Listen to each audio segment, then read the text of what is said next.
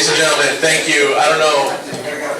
It's gonna bother me. Hold on one second. I'm having a technical difficulty.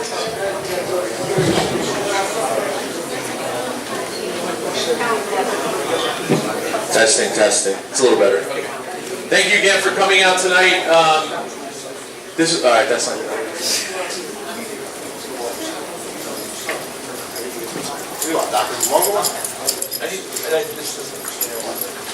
Thank you again for coming out tonight. Appreciate it. Going to have a brief budget hearing presentation for you. Then we will open it up to questions. If you'd like to come to the podium, ask some questions about the budget, we have our experts here to answer those questions for you.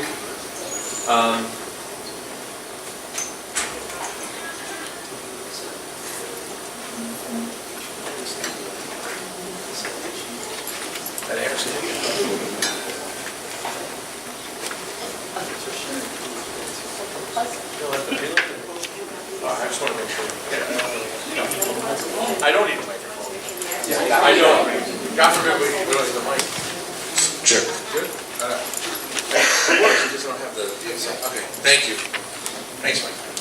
Thank you very much. All right, everyone. I'm very excited to be presenting this to you tonight. We've worked very hard on this, the board and committees and out of committees for the past several weeks.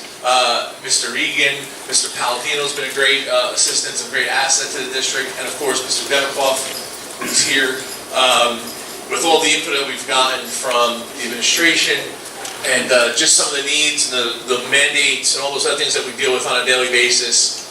Very proud to be presenting this to you tonight.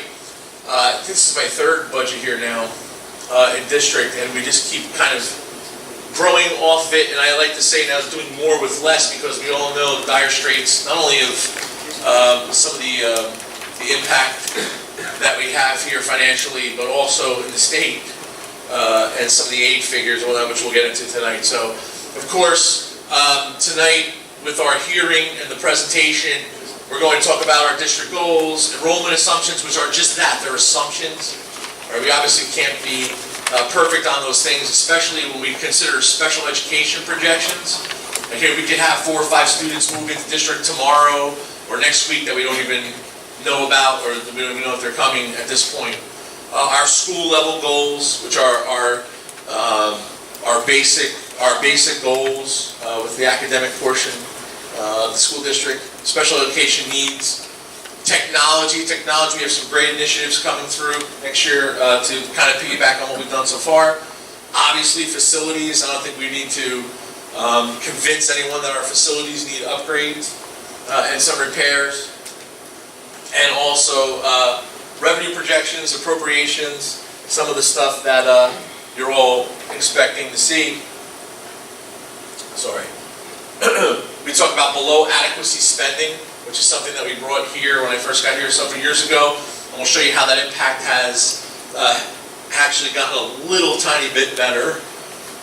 Administrative costs, which I'm very excited to talk about tonight, the administrative costs in the district, and our tax impact to all of you who are here tonight on what is going to happen to an assessed home in district and where we stand. So that's our overview tonight. And when we put this together, the first thing we do is we sit down and we talk about what our goals are, what are some of the things we want to do even outside of the normal scope of the day-to-day operation of the district. So obviously we have to continue to fund our employment contracts, our obligations. We do have a bargaining unit that is going to be up for negotiations. Their contract ends this year, so it's something that we have to take into consideration when putting this budget together. District personnel needs. And there are certain things we look at, and we are looking to move certain positions in district, add certain positions and whatnot for something that's known as New Jersey Achieve.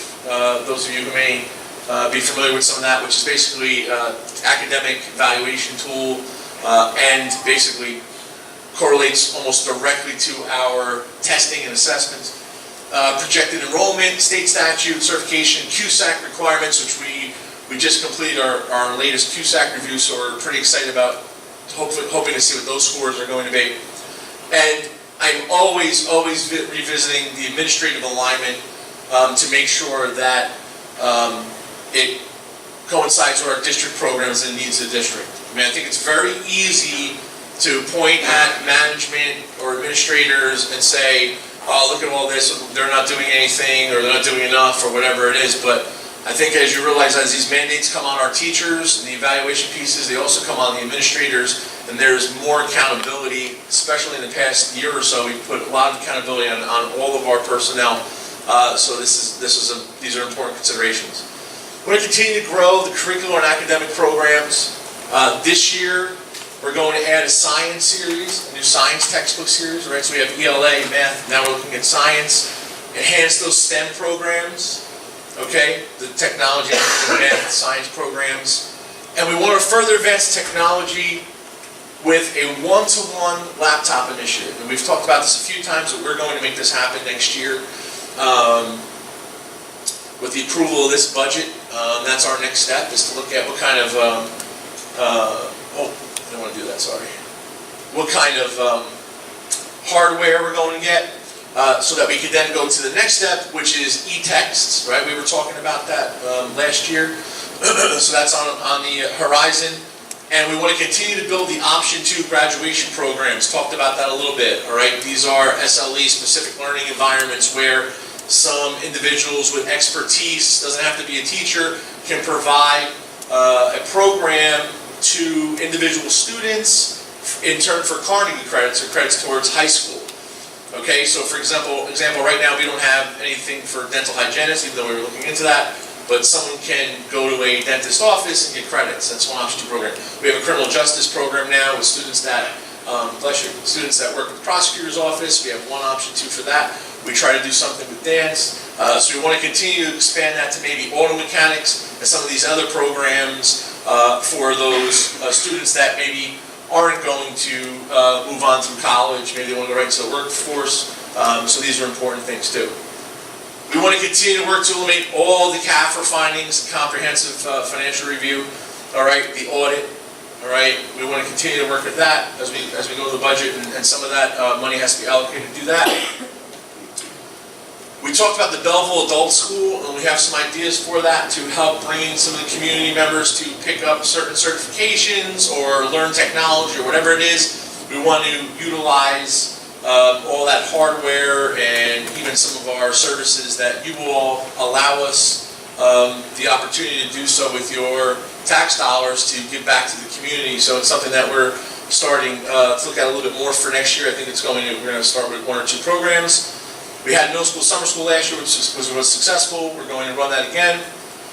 District-wide sustainability goals. Okay, we've kind of moved to a whole green situation now with trying to go paperless and different things of that nature. We've looked into some other things with reusable energy, so we continue to do that. And then capital projects. We may have a slide on this a little bit later. You're doing capital projects now that we can with some capital reserve money, so that we can offset that referendum that's coming up soon, because we are in dire need of building repairs. So we're trying to be very frugal with our dollars to put it back into construction projects, and you should see some of that. The portico, the boilers, the boilers were extremely expensive, not to just talk about the temporary boilers that we need while we're replacing the boilers. And that was all done through different ways of utilizing budget monies. Talking about current enrollment, this was when we did the presentation put together. This was the current enrollment at the time for middle school and high school. This will all be posted tomorrow, and there are some handouts here if there are any left. Safety of elementary schools. School attendance numbers have gone up a lot since I first been here, and I think that has to do a lot with maybe some students coming back to district, and then just the growth of that area. Again, we are going through a redistricting to even talk about maybe moving some of the neighborhood lines or the delineation of where you go to school. And then we have our enrollment assumptions. Now, as a building principal, I was just talking about this with one of the principals today, you can do assumptions all different ways, but to be conservative, we use the number the state provides with all these numbers.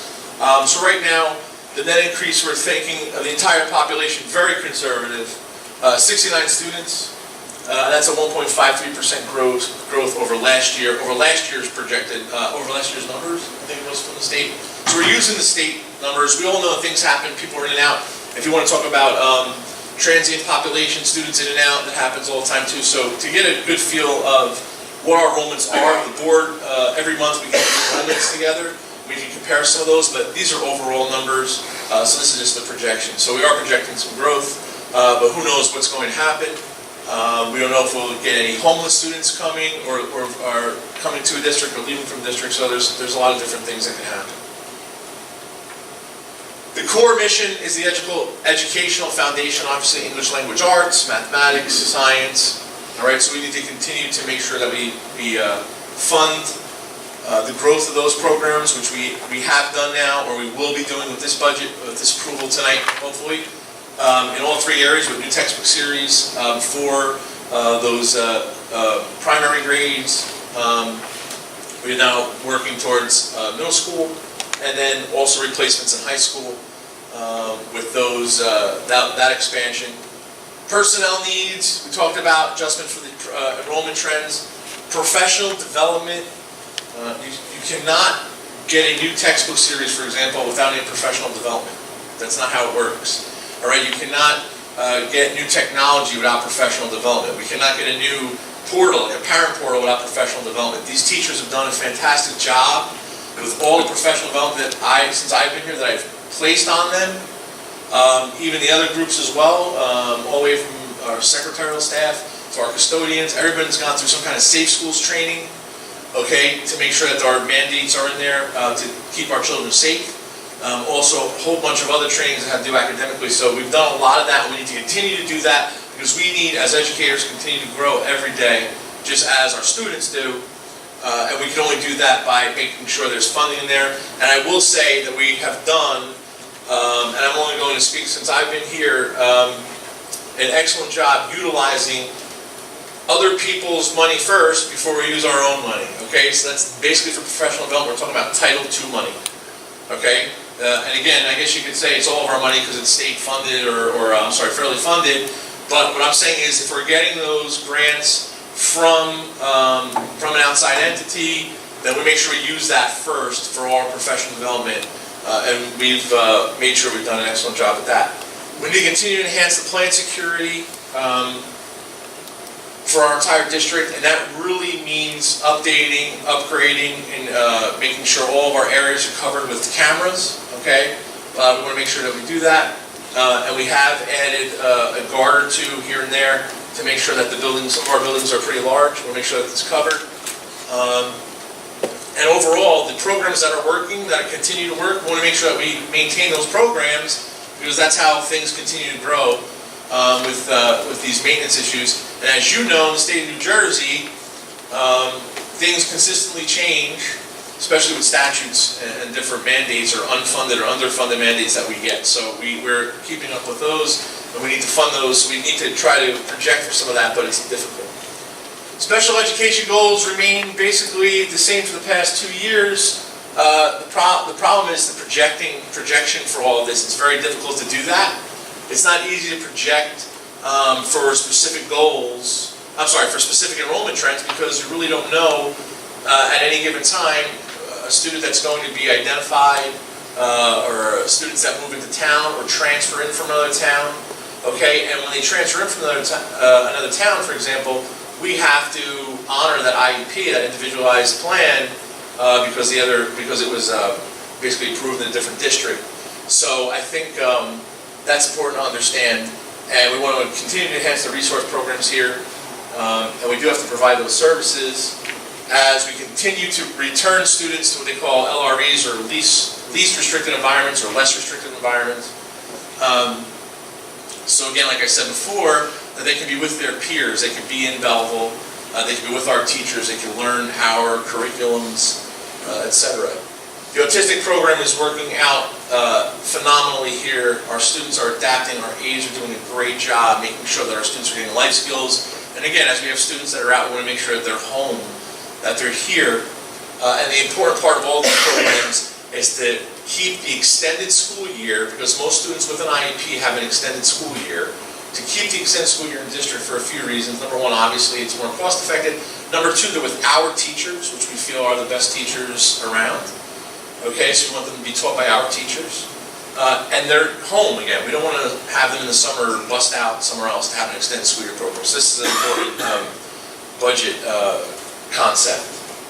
And the self-contained resource centers, again, that we continue to grow them at the middle school. We need some work there because right now we have that a little bit of an overcrowding issue there. We want to make sure that that's maintained. So we have some ideas for that as well, and continue to grow that in the elementary schools. Technologies continues to be a major part of our budget. We were a little behind, and we need to move forward. And I think it's very difficult with technology to do that, because technology is constantly changing.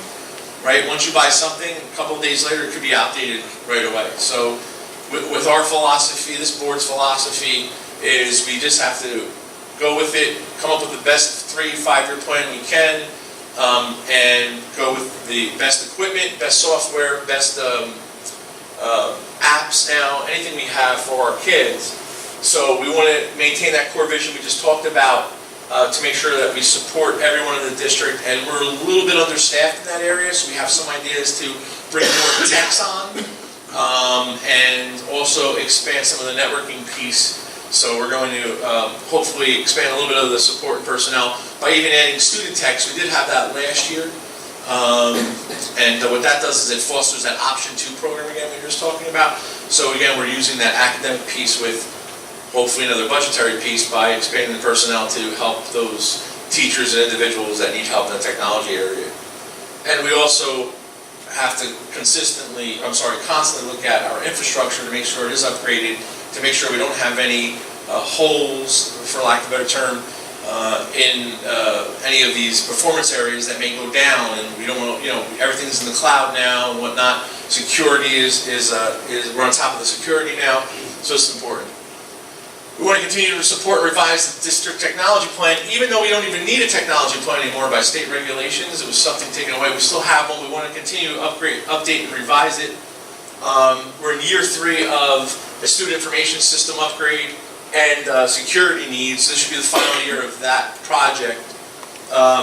With part of this, we've had mobile labs. We just purchased with some grant money some they call Promethean boards that are like tabletop boards for kindergarten students to be very interactive. I think those are coming in, hopefully, if they're in already, but I know we have to get professional development, so maybe we could bring one of those to a board meeting. I know they're pretty heavy, but that's part of the mobile lab experience. Our Mac and our PC platforms, we're going to try to get both platforms here for our students. Continue to open up some STEM labs. We have the STEM lab up here that we put together, but we want to try to get some more of those in elementary levels, especially at the middle school, and we're hoping with the redistricting we could offer that possibly in a few years.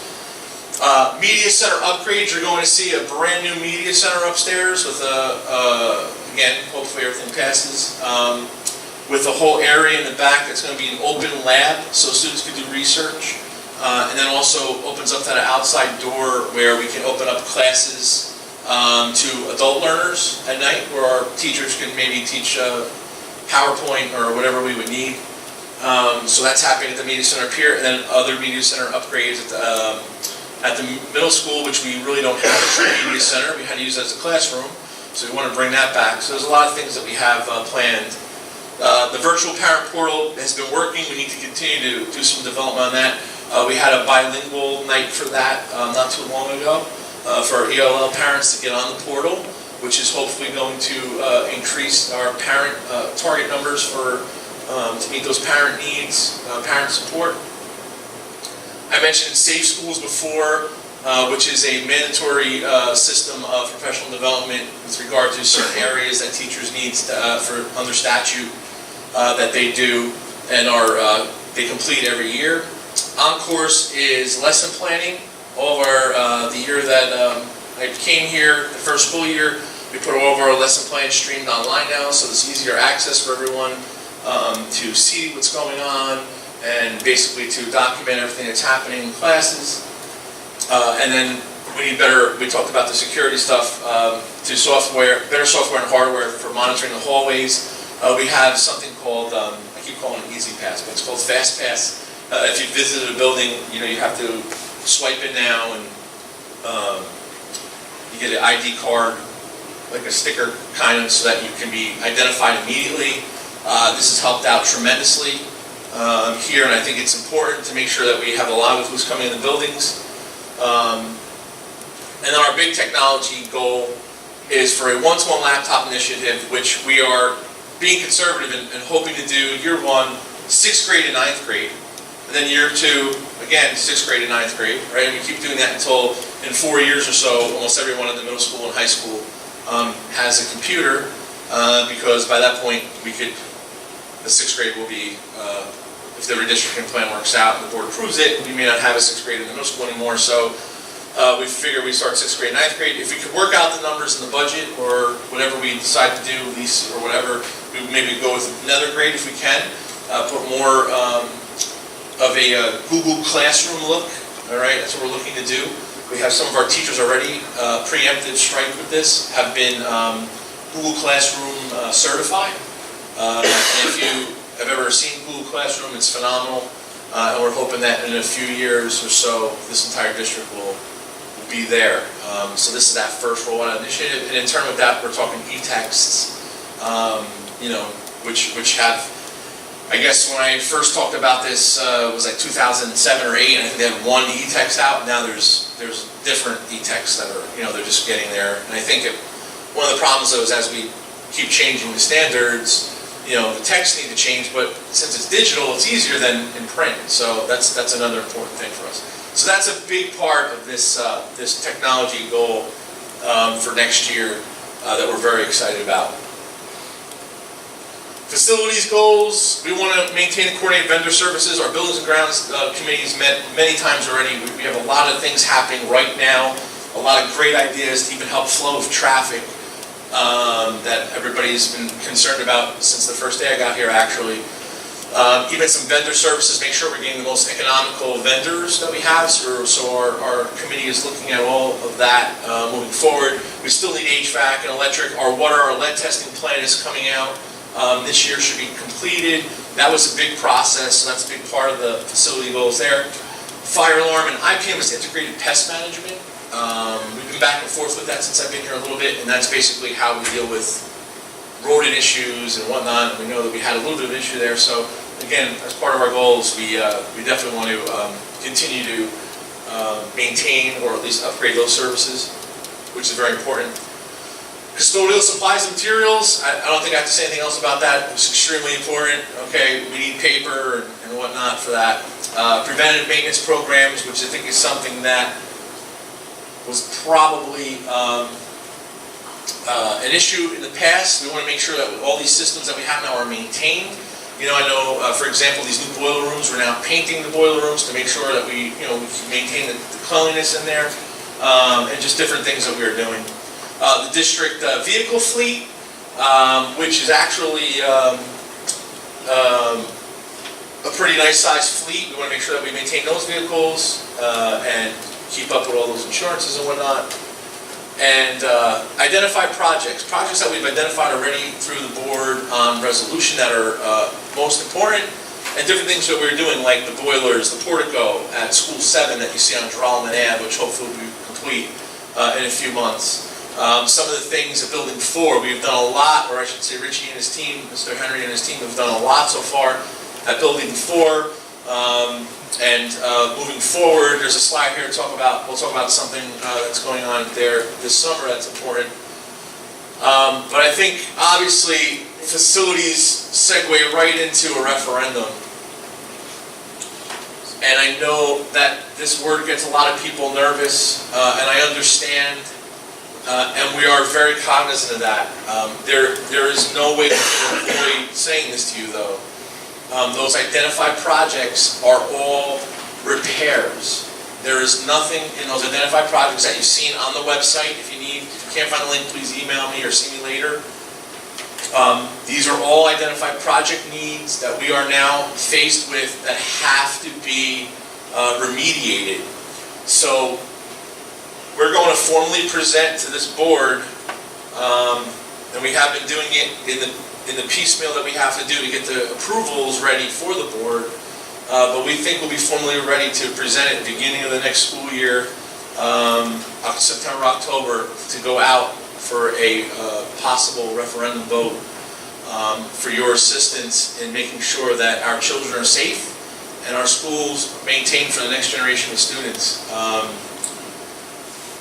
There's a lot of repairs that need to be done, and I'm sure when this all comes out and we are going to go out for a vote, we'll be offering building tours for you. We'll be having open hearings or open mic nights, whatever you want to call it. My superintendent's forums will be based on this.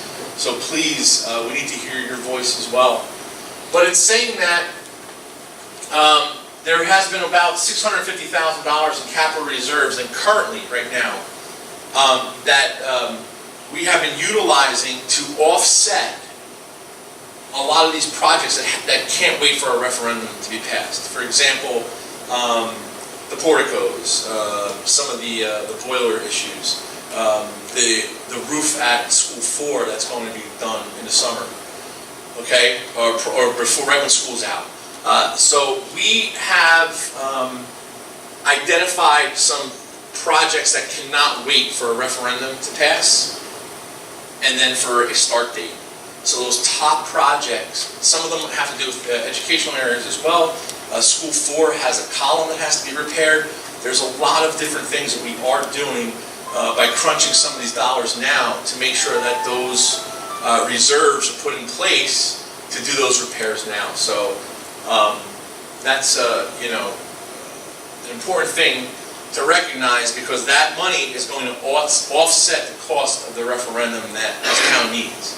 So we've been using those funds yearly so we can offset some of that big number for the referendum. So please keep that in mind. Budget highlights. The first one is very important to a district, especially a taxpayer.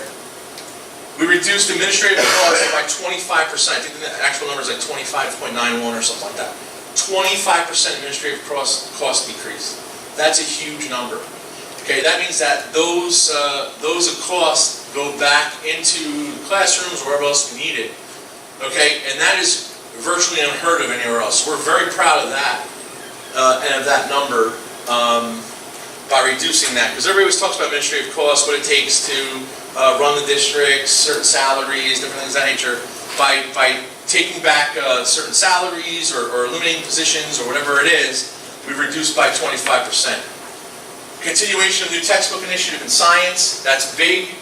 Again, third year in a row now we're purchasing a brand new series. Okay, we hope to continue to do that until we cover all the books.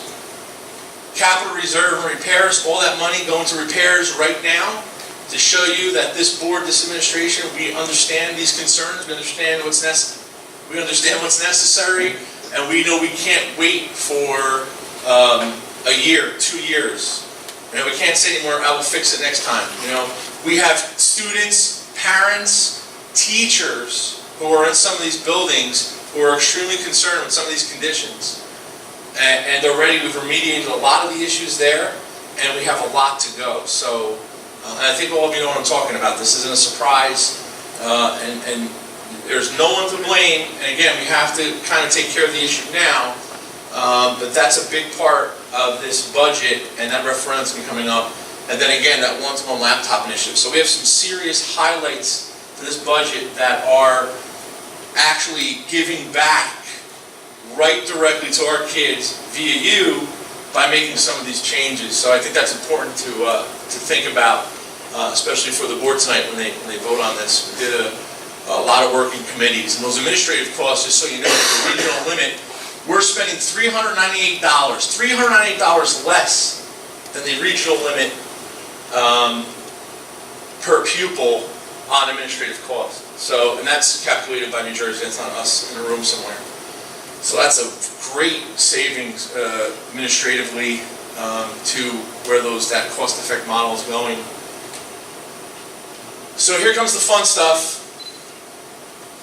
The operating budget, $66,617,195. Again, this will be posted tomorrow. And these are the main operating budget revenue projections. It shows an increase to the tax levy. Okay, we're at 2% plus the applicable adjustments, which usually is health care and whatnot. So the overall number is a little bit above 2 because of those adjustments. So the local tax levy is $39,764,229 for this year. We have no increase in state aid. It was completely flat. So what we got last year is what we got this year. So the help we got last year from the state is the same help we got this year in putting this together. Our appropriations, there's a general fund increase of $119,000.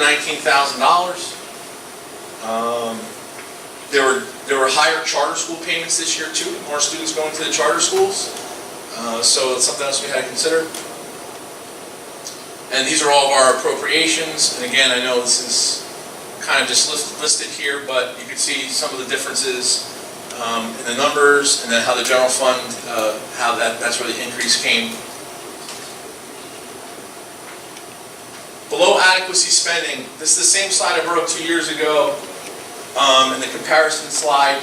We are now $16.9 million below adequate spending, which basically means that in order to be adequate, there is a certain number of expenditures that are identified by the Department of Education that you need to be adequate. It's based on a 5,000 student system, so we're right there. Okay, so we can't say that it's adjusted for enrollment and everything, so we are still $16.9 million below adequate spending, which now, bless you. And we know in the past, we've had a hard time passing budgets in the past, which now lead us to this. As you know, we're on a cap now because the statute was if you moved your elections, you could, as long as you're under that 2% cap, you don't have to go out to the town to vote. So it's just a definition. A more comprehensive instructional program is not offered because we really could use someone to write us a check for $17 million to put back into the budget. And here I went all the way back again. We went back to 2012. We were at 18.6 million then. We're at 16.9 million now. So we've made a little bit of a jump, but in 5 years, we're still there.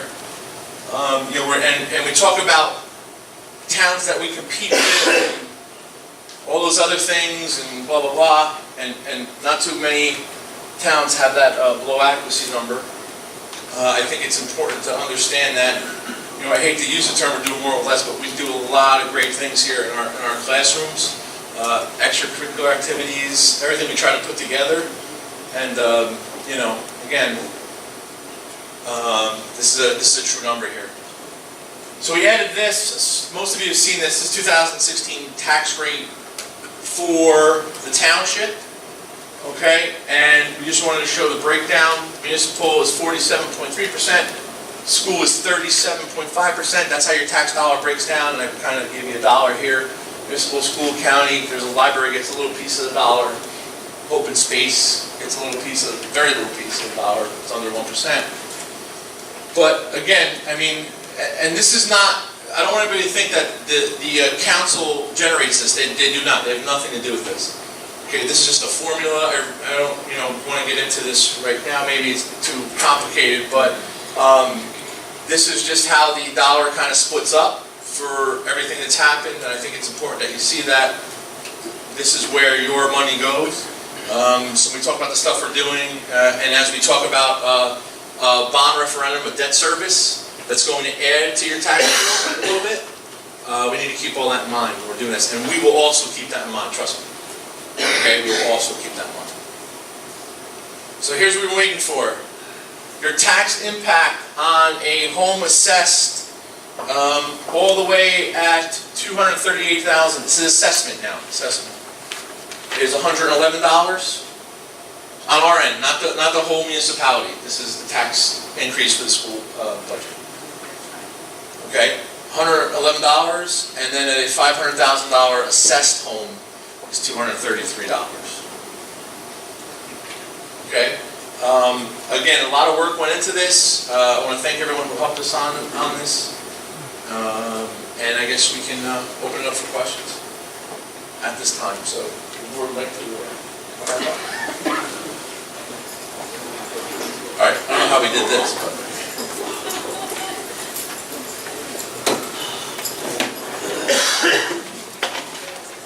Yeah.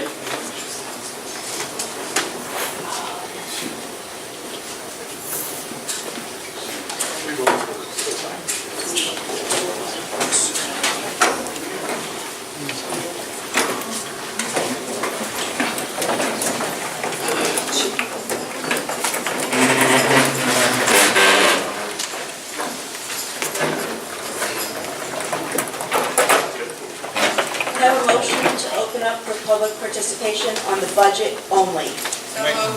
Second. A motion by Ms. Dole and a second by Mr. Groman. All in favor? Aye. All opposed? Okay. Mr. Frantantoni? Hold on 1 second.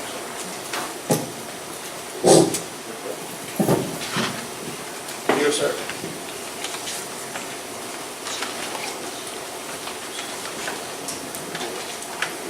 Good evening, board members and administrators. This on? Yes, it is, sir. Some of the questions I have are based on what was published in the newspaper Thursday. So some of them were answered with this presentation, but then others, some of the figures that were presented tonight were different than were in the paper Thursday. Is there a change in the past 4 days? What numbers, sir? Sorry. Something like the state aid, so it's basically flat, according to the paper, it was a reduction. And the revenue from local sources, I think you had a figure up there about 39 million. Right. For the tax levy? Yeah, the local taxes that are going to be raised. 30%. But the paper had it advertised as 40,036.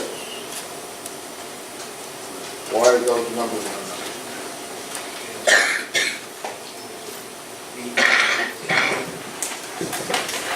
When it was published in the paper, the number 40,036 Correct. was the subtotal for revenues from local sources, which included the local tax levy, 39 million and change, tuition monies of 240,000, and miscellaneous revenues for another 32,000 and change, and a total of 40,036. So the 39,000 was the The 39 million was the tax. is the local taxes. the local tax rate that will be raised. All right, so Mr. that's Frantantoni, I'm sorry, that 8 number you asked for, the first question you had about the 8 number? it said revenues from state sources. Yeah, the number was different. That number, the different number includes extraordinary aid, which is what you get from IBA and some special education fund. According to the paper, it showed $31,771 less state aid. Well, I'll explain to you. The state aid that we received from the state was flat. There was no change in that. That difference is a category was called extraordinary aid, and that basically is at the end of the year, certain special education costs are calculated, and the state then tries to defer some of that cost and gives us some extra money back. But that's not considered statutory state aid. And that money we're rejecting will be less than we got the year before. And that's because the state budget allocates for the entire state X number of dollars, and then depending upon what all the districts submit as their cost factors, that pot dollars are distributed proportionately. Because of the financial condition of the state, we're anticipating that we will not get the full funding for the extraordinary aid. So there was that slight reduction there. Right. In there. And on the total revenues from federal sources, it looks like over the past year we got almost $500,000 less, and over the past 2 years we've got $1 million less. That's true. That's and then the presentation said there's a 25% decrease in administration costs. Can you tell me exactly what was done to achieve that? Is that 25% decrease in actual dollars spent? Yes. How did we do that? This is projected now for next year, and it will be a 25% reduction in cost that the district is spending on administration. Are we eliminating some administrators? Yeah. Glad to hear that. Let's see if it comes true. Okay. Go back to the beginning there. We had pupils on roll.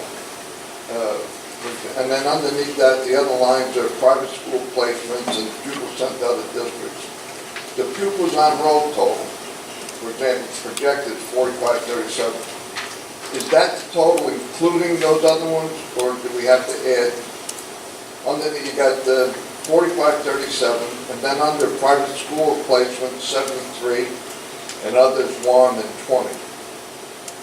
Do we have to add those others, or is that 4537 inclusive of those? It's exclusive, and also this advertised enrollments, a lot of these numbers are preloaded into the state software. We don't enter them. What we're concerned about is pupils enrolled in some total of 45.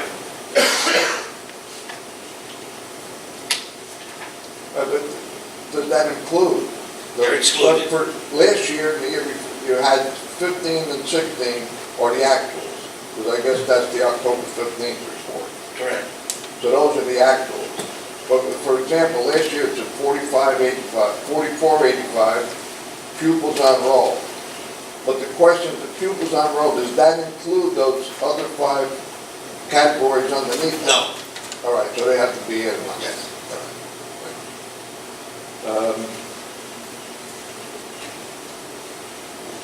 I said, transfers of funds to charter schools, $174,000. How many pupils have we transferred to charter schools and to what charter schools? When they say transfer to charter schools, it's not that we as a school district are transferring students. It's the charter schools have their own enrollment, and based upon that enrollment, they notify the state as to their projected enrollment, and then the state turns around and tells the local school district how much of the funding that the school district has to give to the charter schools. We have no control over that. Well, have they enrolled Belleville students? Is that what it is? They've enrolled students that reside in Belleville, yes. Have they enrolled students that maybe were from outside of Belleville? Yes. But do we have to pay for it if they're outside of Belleville? What we pay for, that money represents state aid money. That the state aid money is transferred from the Belleville School District to the charter school. I'm talking about you said. If we have if the charter school has 200 kids in the school and 50 of them are from Belleville, we transfer to the charter school the state aid that we would have received for the 50 kids if they were attending Belleville. But they're going to be at Belleville Public School, but they're attending the charter school, so that by law the state aid has to follow the child. But are they all only Belleville residents?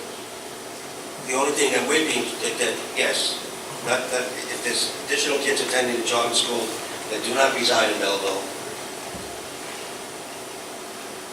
reside in another town, that town would have to send the money. All right, so this is all Florida. And under the line item, principal for lease purchases, $1.7 million roughly. Is that the money you refer to the capital project we're doing? For the, It's a principal for lease purchases. And then project number, it says NA, I assume that means not available, but the dollar amount is $1,777,000. Those are the lease purchases. Those are the existing lease leases that we entered into to obtain, like for instance, one of the leases, we had to fix the boilers at the middle school. So that's an indebtedness. Yes, How are we paying that off? from the general fund, Over how many years? 5. What year are we into now? It's a very, year 2. There's several new lease purchases that have, like with the boilers, I think we're in year 2, we'll be going into year 2. Then you have, did we have photocopy machines? We have computers, we have The computers, we have computers that we purchased. buses. And the buses. And finally, these employee benefits as a percentage of salary. That's increased dramatically, it's only 29%. These are the kind of things we've got to put a stop to, because they just grow and grow, and those are, we have to come up with them every year. Like I said, you repaired the portico at school number 7, that's it.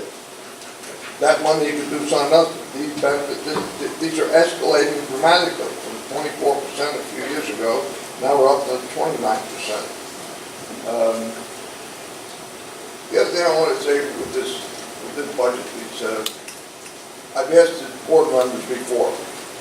The town keeps giving these pilot programs, which you know are hurting the school district. We're not getting any money from it. The town's getting first of all, they're not even getting the full taxes, but the money they do get, 95% the municipal government's keeping and 5% the county.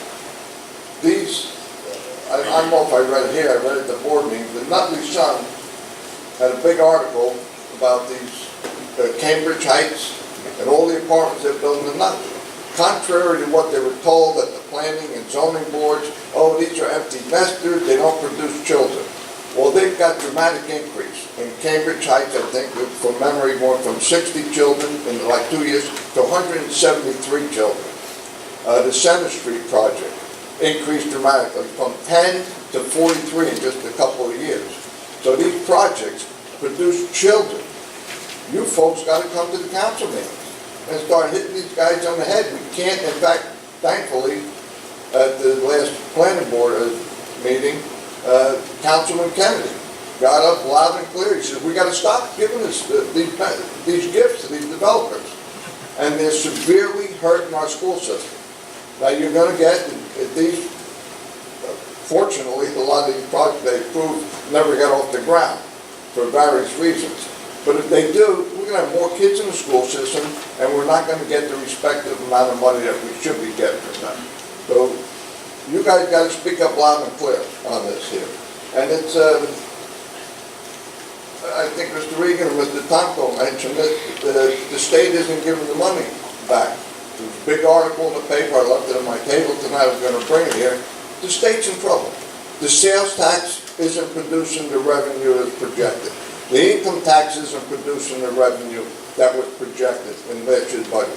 One of the reasons people overtax and the wealthier people have the ability, and they leave. And they leave and they take all their wealth with them. One of the newspaper articles, $70 billion in wealth left New Jersey in just 1 year. And it can't go. And finally, my daughter got her master's degree from the Pratt Institute in New York.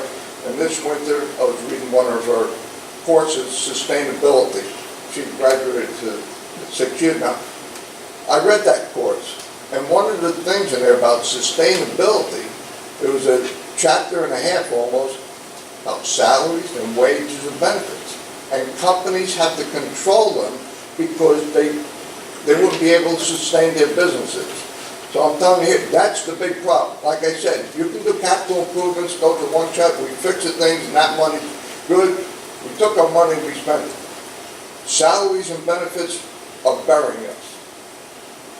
And that's the big thing that we got to control. And I don't mean to be redundant, but we're paying many high administrators as much or more than the governor. Something's wrong in this district. So I'm asking you board members, please, the taxpayer has, because there's foreclosures and all, yesterday my wife and I went to 100 birthday party. A veteran who was in the Second World War, the article being in the paper today, and he's got macular, he's blind, but he's still sharp attack. He was a community activist. He used to stay at this podium with us years ago and all that. He's broke. He's broke. He thought he was rich. He had $300,000 and something nest egg. 1 year is gone. The man is broke. He's living his health, destitute. He's got AIDS, come in, he can't afford it, and here's a veteran who fought for us. After that party yesterday, my wife and I went to Kearney, a nursing home. Another 85-year-old woman, a customer of mine, sharp as a tack, she hired somebody to shovel that snow. But she wasn't happy, because she's a meat freak. So she went out, the last bit of ice, fell, broke a shoulder. She's been in a nursing home 4 months. Her two-family house is $14,000 in taxes. She can't afford it. And another one, I don't know if you know Miss Eleanor Strollo, she fell and she's in it. And she's paying big taxes. So these people can't afford it no more. So hopefully you board members got to start tightening the strings, because not only this town, this state is in severe financial trouble. The federal government, you see these federal funds have been cut. We're just overspending more than we can do. And that book I'm reading, I'm getting a college course for free by reading my daughter's old books. But sustainability is, and very interesting chapters I read there. Sustainability, the main thing is you can cut costs by cheaper materials and all, but the salaries, wages, and benefits are killing companies and they're killing our town. So I hope you dedicate yourselves to the children and the taxpayers of this town. And I hope that many of you aren't going to follow past ones, you're only using this as a stepping stone to get on the council. So please, dedicate yourself to our school system and the taxpayers. Thank you.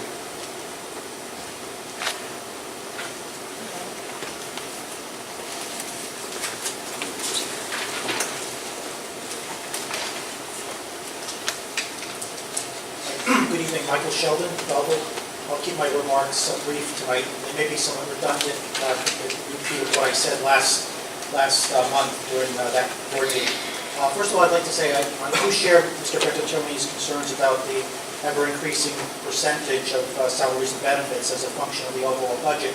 But as I noted last month, if you do a plot of the budgets over these last few years, you are starting to bend the cost curve in a downward direction. And I quit last night for those of us who love calculus. You've achieved a negative second derivative, which I think is indicative that you are getting control over expenses overall and are moving us in the right direction. So I do want to acknowledge that the effort of Dr. Tomko and the board in apparently starting to stabilize the growth of costs associated with educating our students. I want to talk briefly about this matter of adequacy funding. During the presentation, Dr. Tomko said that according to state calculations, we're about $16.9 million below. Last year, if I remember correctly, you had comparisons with some of our neighboring towns. And if I remember correctly, you cited Nutley as being one of the towns that was pretty much where they need to be according to the state. But when I look at the numbers, Belleville gets about a little over $22 million in equalization aid. Nutley is getting only about $4.5 million. So the difference there is about $17.5 million. That seems to be the state's way of saying, all right, we realize that Belleville may not be as affluent as Nutley, but we're giving you this offset money to kind of equilibrate things. Am I wrong about it? As I said last month, it seems like to some degree, and I apologize at the time when I said you were being guilt shamed by this business about inadequate funding, but in the end, aren't we kind of at the same level funding-wise as Nutley? When I look at the overall budgets and the number of students, within 5 to 7%, the per capita funding for Nutley students is comparable to Belleville. So I don't see a whole lot of difference between these two townships as far as overall operating budgets are concerned. If I'm wrong there, set me correct. No, I mean, it's a... All right, well, I just wanted to put that on the record. The other thing I noticed in going through the budget details, the federal funding, especially Titles 1, 2, and 3, seem to have dropped precipitously over the last year or two.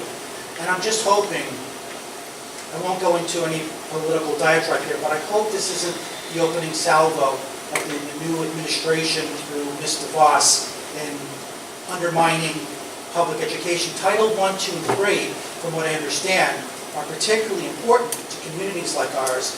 Title 1 deals with economically impoverished students, if I remember, and Title 3 is specifically designed to help students who are learning English as a second language. So if these programs start to get undermined, I mean, what is the federal government saying to communities like ours? So I'm not going to ask you to make any political comments here for obvious reasons, but I'm going to keep an eye on this. I just hope this isn't an opening salvo directed at communities like ours on the part of the new administration. So that's all for tonight. Thank you.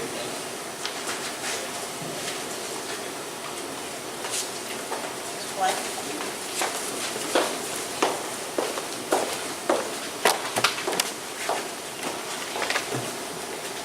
Good evening. Can you tell me what is the per student transfer funds to charter schools?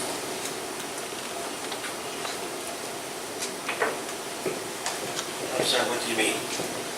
Well, we have students that are out of district, students from Belleville that are in charter schools, of which the funding that normally would go to our school goes to the charter school. Correct. So, according to the budget as it is now, the anticipated amount is $174,795. What is the per student cost? Off the top of my head, I have to research. It's whatever the per student cost is for every student in Belleville. It's divided into the amount of state. So, through the chair, could I ask that of Mr. Palladino? What is this per student cost, sir? I don't know off the top of my head, it's in the $10,000 range. I can get you the exact number. $10,000? Per student, it's roughly in that area, but I'll get you the exact number. And what is that in relationship to the tuition costs? So it would be drastically lower than tuition costs. Because I thought our tuition cost was somewhere in the neighborhood of $25,000, and I may be wrong, Tuition cost for what? per student. I don't know the number off the top of my head. Have it here with me, so.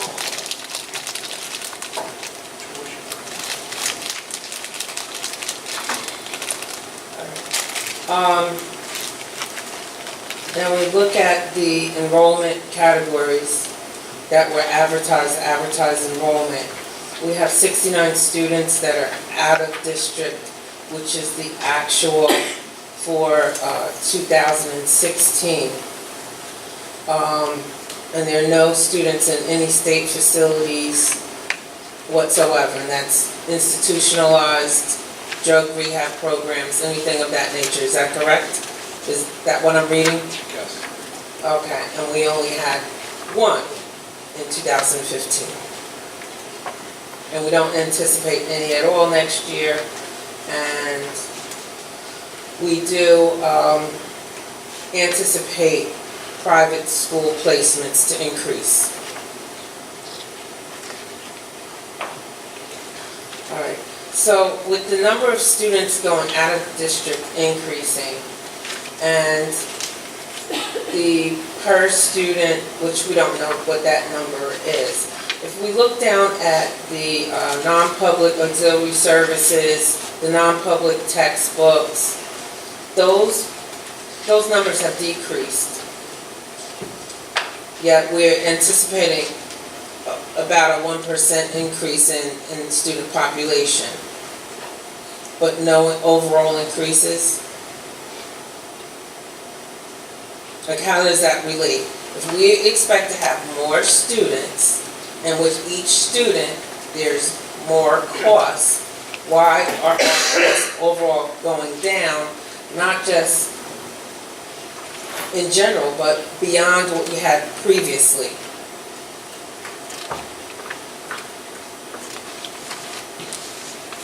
I'm just trying to think how to this answer answer that question.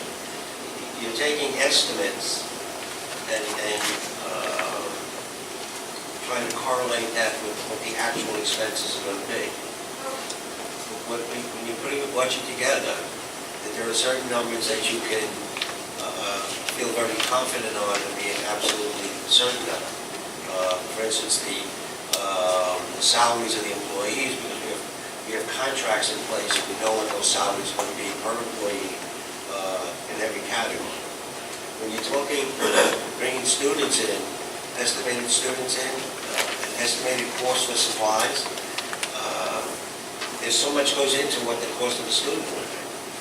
Okay. So then let's, it's hard to answer that question. okay, so let's not talk about overall costs. We're not talking about tuition and administrative costs. I'll take one item, for instance, non-public textbooks.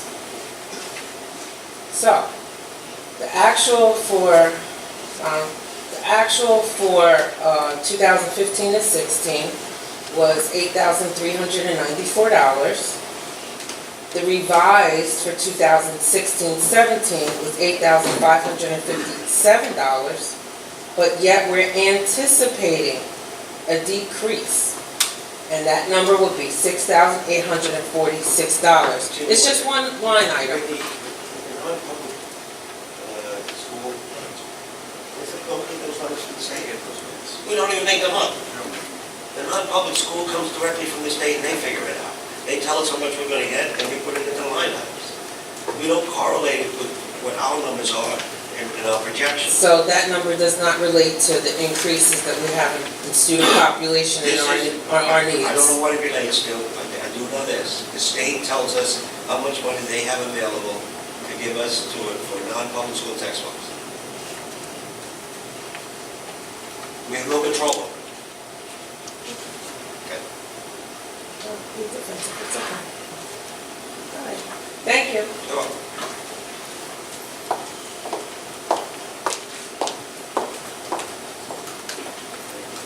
Anyone else? All right, can I have a motion to close public participation? Motion.